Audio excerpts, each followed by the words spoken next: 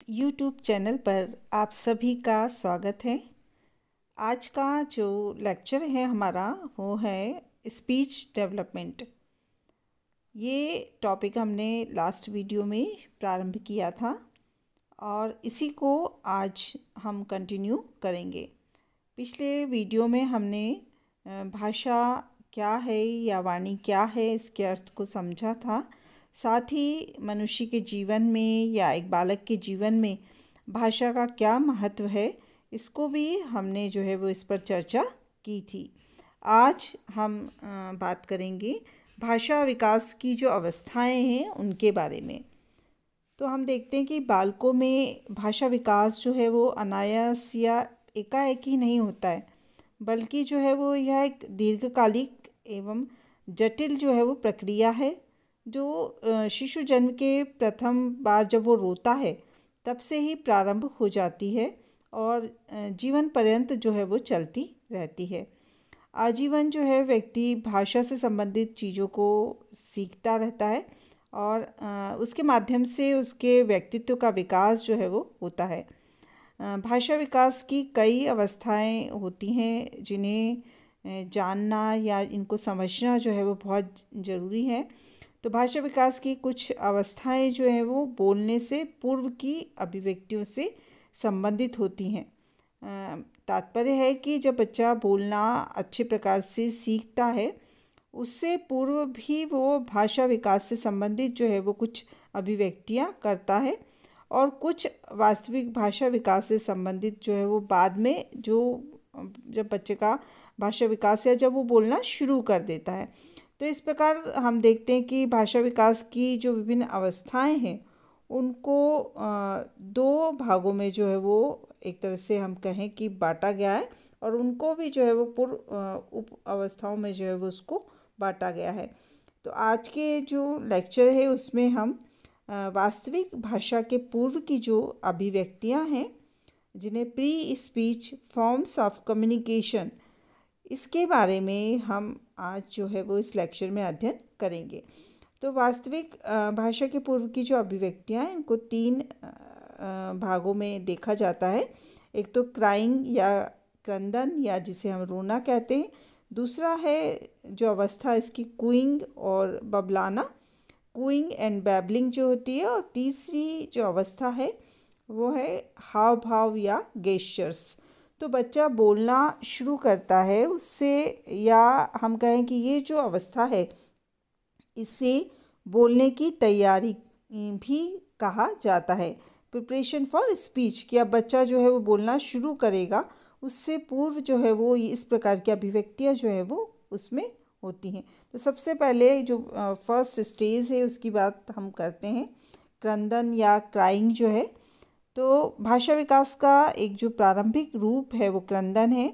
सभी बालक जो है वो जन्म के समय रोते हैं और जो क्रंदन है एक सहज और प्राकृतिक क्रिया है जिसका कोई संवेगात्मक या बौद्धिक संबंध जो है वो नहीं होता है।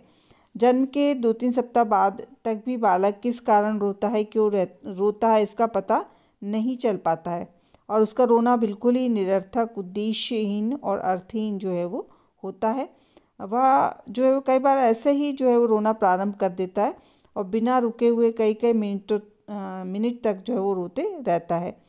कई बार वह सोते हुए भी रोने लगता है। परंतु फिर देखते हैं हम कि जैसे जैसे बालक की उम्र बढ़ती जाती है उसका रोना उसकी जो है आवश्यकताएं जो हैं उनसे जुड़ता जाता है और 4-5 सप्ताह के शिशु के रोने की आवाज़ से यह पता चलने लगता है कि बालक जो है अवश्य ही किन्हीं ना कोई कारण है ऐसे जिससे वो रो रहा है, जैसे भूख लगना है या बिस्तर गीला करना है, पेट में दर्द है, बुखार आना आदि। अब उसका जो रोना है वो आवश्यकताओं एवं जो उसकी शारीरिक पीड़ा होती हैं उन पर जो है वो निर्भर करता है, क्योंकि और वो जो है वो जो उसका पालन पोषण करता है उसे रोने की जो एक तरह से क्या है हम जिसको कहते हैं टोन कहते हैं, या जो रोने का तरीका है उससे पता चल जाता है कि अब बच्चा भूखा है या ऐसे कोई दर्द हो रहा है। बालक के रोने की आवाज़ सुनकर जो है अनुभवी जो माता पिता या संरक्षक होते हैं उनको जो है वो आसानी से पता चल जाता है। जो रिसर्चेस हुई हैं उससे ये भी पता चलता है कि लगभग 2 माह का बालक जो है भूख के कारण बहुत जो है वो रोता है। साथ ही पेट दर्द, शारीरिक पीड़ा या सोने में व्यवधान, भय, शोरगुल, तीव्र प्रकाश या अंधकार आदि ऐसे और भी कारण हैं जिसके कारण जो है वो बालक रोने लगता है। कुछ बालकों की ऐसी आदत होती है कि सोने से पहले खूब रोते हैं, तो कुछ बिस्तर गीला करने या मल के त्यागने पर जो है वो जोर जोर से रोते हैं। तो तात्पर्य ये है कि बच्चा जो है वो अपनी जो आवश्यकताएं हैं उनको वो रोने के माध्यम से जो है वो पूरी करता है। उसकी जो रोने से जो है उसकी आवश्यकताओं की पूर्ति जो है वो धीरे धीरे जो उसका पालन पोषण कर रहा है उनको समझ में आने लग जाती है। लेकिन हम देखते हैं कि यदि बच्चा सामान्य रूप से रोता है तो वो उसके विकास के लिए ठीक है, लेकिन कुछ बच्चे जो है वो अत्यधिक रोते हैं तो वो जो स्थिति है वो बालक के विकास में जो है वो बाधा उत्पन्न करती है।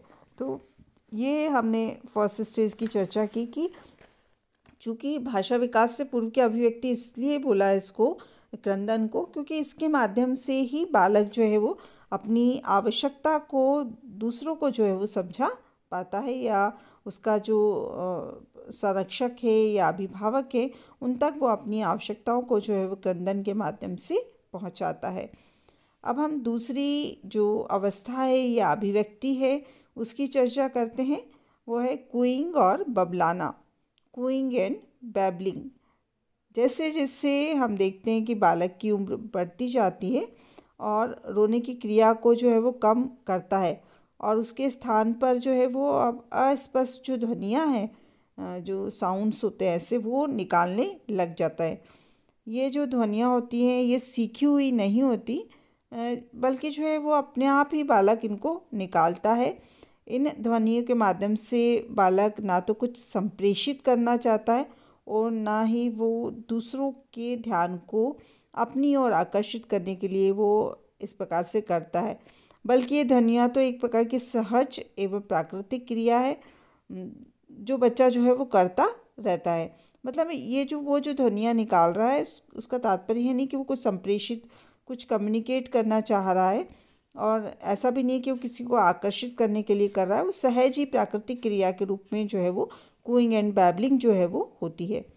1 माह का जो बच्चा होता है वो कुछ सरल ध्वनियाँ जो है वो निकालने लग जाता है। छींकते समय या जमाई लेते समय एक तरह से कई बार जो वो तेज एक जिसको कहते हैं एक्सप्लोजिव जो साउंड है वो निकलता है कई बार उसके मुंह से।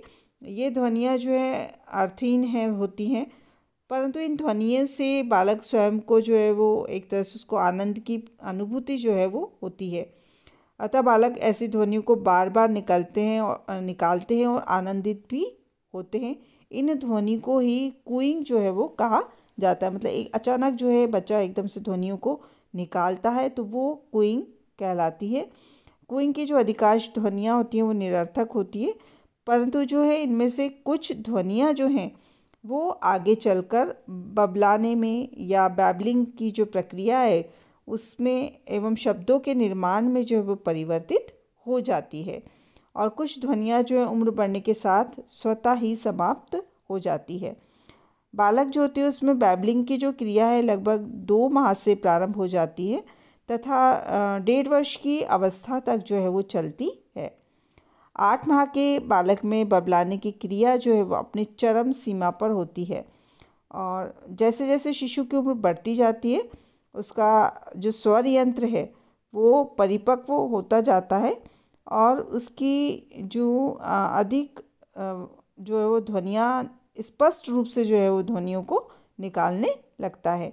मतलब उसका स्वर यंत्र में जब परिपक्वता आ जाती है तो जो अस्पष्ट ध्वनियाँ थी बैबलिंग के माध्यम से वो स्पष्ट ध्वनियों में जो है वो परिवर्तित हो जाती है। जो बैबलिंग की क्रिया है उसमें बालक अपने स्वरों को जैसे आ ई आदि शब्दों को और फिर व्यंजनों जैसे क ख ग आदि शब्दों को जो है वो बोलता है, और कई बार वह व्यंजनों के साथ स्वरों को मिलाकर भी ध्वनियाँ जो है वो निकालना जो है वो शुरू कर देता है।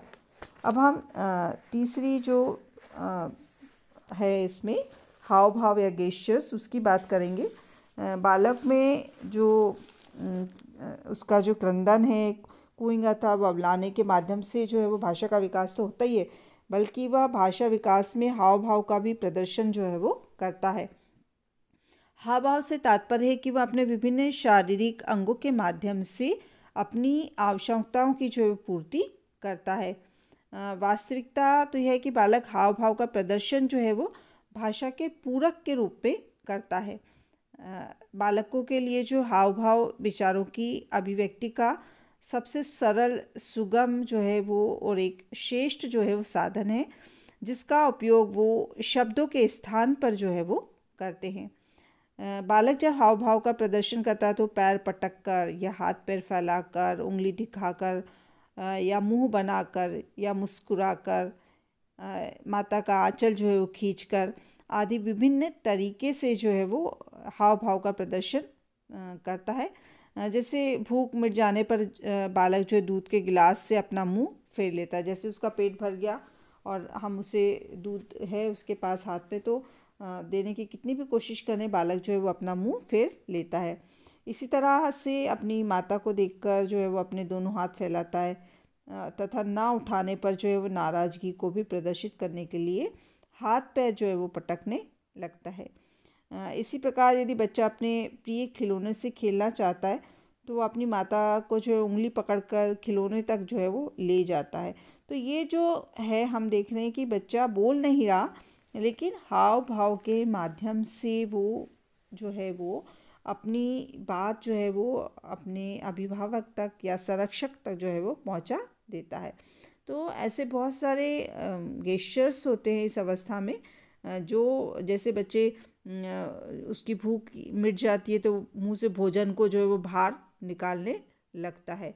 तो कई बार चीज़ें ऐसी हैं, जैसे डरने पर अपरिचित को दूर देखकर जो है वो भागने लग जाता है ना। इसका तात्पर्य है कि वो डर रहा है उनसे। यदि किसी वस्तु को नहीं लेने की इच्छा होती तो उसको उठाकर फेंक देता है।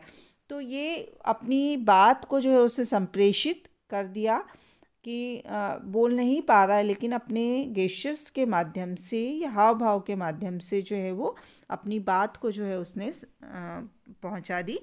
तो ये हमने देखा कि बच्चा जब बोलना शुरू करता है उससे पूर्व जो है वो वास्तविक भाषा से पूर्व की अभिव्यक्तियाँ जो हैं वो कौन सी होती हैं। मतलब यहाँ ये तीनों स्टेज में बच्चे ने बोलना नहीं शुरू किया है, लेकिन ये क्रंदन, कूइंग एवं बबलाना और हाव भाव, ये तीनों ही अवस्थाएं जो हैं वो बालक में जब भाषा विकास होता है उससे पूर्व की जो है अभिव्यक्तियों के अंतर्गत जो है वो ये आती हैं।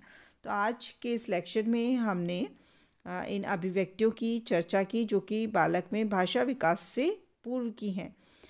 इसकी जो नेक्स्ट पार्ट जो है वास्तविक भाषा की अभिव्यक्तियाँ जो हैं वो हम नेक्स्ट वीडियो में देखेंगे। मतलब जब बच्चा बोलना शुरू करता है तो वो किस प्रकार से उसके बोलने की प्रक्रिया का जो है वो प्रारंभ होता है, इसका अध्ययन हम अपने नेक्स्ट वीडियो में करेंगे।